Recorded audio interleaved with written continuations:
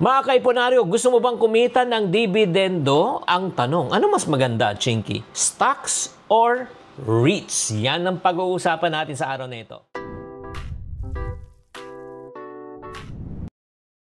Chinky Tan, with over 6 million Facebook followers, 2.8 million YouTube subscribers, and 2.4 million TikTok fans, is now all out to share with you the most practical, simplest path to lasting wealth. Hi there, this is Chinky Tan, your pambansang wealth coach. For today, we're going to talk about an investment topic, stocks or REITs. Pag-usapan po natin anong pagkakaiba ng dalawang ito at anong mas okay na para sa iyo. Sa totoo lang, kung mahirap intindihin, baka pati pera mo mahirapan din.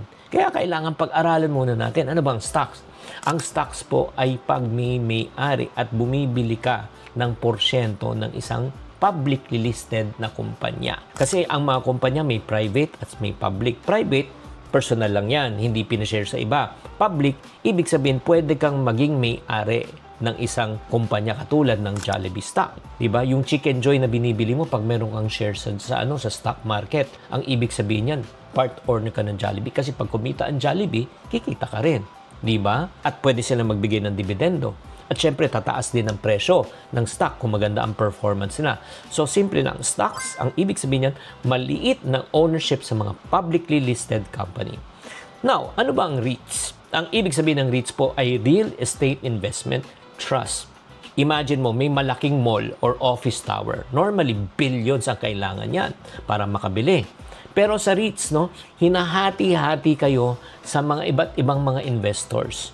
So, ang ibig sabihin po niyan, pwede ka magkaroon ng real estate investment kahit sa maliit na halaga. Kasi dating bilyon. Ngayon, sa halagang 10,000, 5,000, pwede ka magkaroon ng REIT shares. Ang ibig sabihin yung tenants na nagbabayad na ng renta ay pwede kang kumita.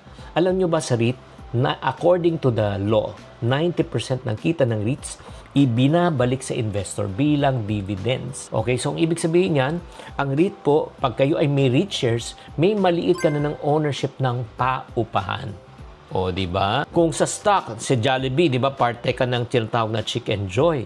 Di ba? Pero sa REIT, parte ka na rin mall kung saan naman nabibili ang fried chicken. Di ba? Uy, may SM REIT din, di ba? Again, stocks, pag may-ari ng kumpanya, REIT naman, pwede ka may-ari ng mga paupahan. So, clear ba? Kung clear, type clear sa comment section. So, right now, gagawa po tayo ng graph para makita nyo po ang difference. Paano ba kumita sa stocks? Again, number 1, kikita ka sa price growth. You buy low and sell high. Binili mo like for example, 200 pesos per share. Pag binenta mo ng 250, kikita ka ng 50 kada share.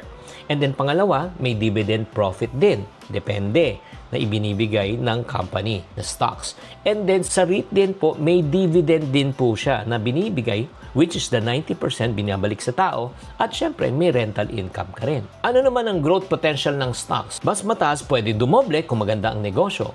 Eh, syempre sa REIT naman, mas mabagal, pero steady lang siya, pero ang kagandahan niyan, rental base ang iyong income. Sa risk factor naman, pag nagnenegosyo ka, eh, syempre naman, mas mataas po ang risk, volatile ang presyo. Pero pagdating naman sa REIT, mas mababa. Pero ang risk lang is paano na kung mawala ka ng tenant? Syempre, walang kita. Pagdating naman sa risk factor also, syempre, dito sa business, pwedeng malugi. At hindi masyadong predictable ang income, depende sa location. Pero pagdating naman sa paupahan, lalo kung maganda ang location, predictable ang income, less stress. Pagdating naman sa stocks, best for, para kanino to? Para to sa mga long-term investors, saka risk takers.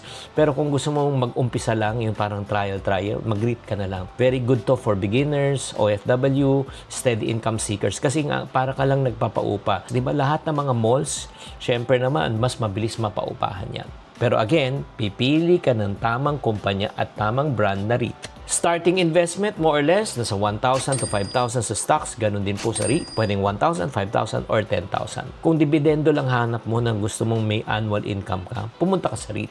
Pero kung growth talaga ang habol mo, sa stocks, mas exciting. Now, let's talk about the growth potential. Ulitin ko, parang pagdating po sa stocks, para kang nakasakay sa roller coaster. Mabilis tumaas, mabilis din bumaba. Pero pag ikaw ay nakasakay sa REIT, Oo, para ka nakasakay sa jeep. Mabagal, steady, pero don't worry, darating ka sa pupuntahan mo. Anong mas bagay? REIT ba or stocks? Well, depende. Kung long-term investor ka, at talagang gusto mo medyo mas malaki ang kitaan, sa stock ka. Pero kung ikaw ay beginner, gusto mo steady, gusto mo medyo conservative ng konti, punta ka sa REIT. Pero again, bago kayo bumili, this is not a financial advice. This is for financial education purposes only.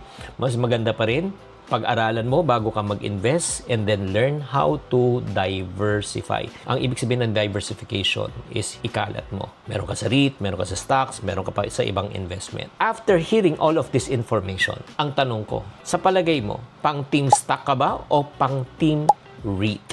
Paki-type na lang sa comment section at bakit. At para sa mga taong nagsasabi, Chinky, I like the idea, I like to invest, I like to grow my money, but I don't know how. If you want me to coach you personally, shout out na lang. I do coaching session right now. If you want me to coach you personally, just type coach me sa comment section and I will send you a link so that you can schedule and to learn if you can qualify for the coaching session. Tatandaan, pagdating sa investment, hindi ka kailangan magmadali dahil hindi to sprint, ito po ay marathon. I hope that you are enlightened. Tatandaan parate, tamang karunungan, tamang disiplina ang susi sa pagyaman.